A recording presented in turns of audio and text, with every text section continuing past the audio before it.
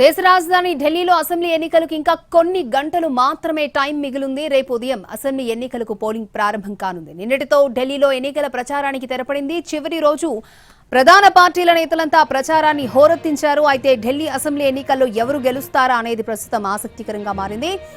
బీజేపీల మధ్య అసెంబ్లీ ఎన్నికల్లో ప్రధాన పోటీ కనిపిస్తోంది. గత 3 సార్లు అసెంబ్లీ ఎన్నికల్లో గెలుస్తూ అధికారం చేపట్టిన ఆమ్ ఆద్మీ పార్టీ మరొకసారి గద్దెనెక్కేందుకు తీవ్రంగా ప్రయత్నాలు చేసింది.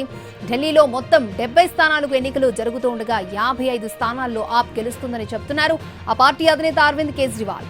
1993 నుంచి ఢిల్లీలో అధికారానికి దూరమైన బీజేపీ ఈసారైనా ఎలాగైనా అధికారంలోకి రావాలని గట్టి ప్రయత్నాలే చేస్తోంది. 2015లో జరిగిన అసెంబ్లీ ఎన్నికల్లో ఆప్ 70 సీట్లలో పోటీ చేసి 67 సీట్లను సొంతం చేసుకుంది. బీజేపీ 3 సీట్లకే పరిమితమైంది. ఇక కాంగ్రెస్ ఒక్క సీటు కూడా గెలుచుకోలేకపోయింది.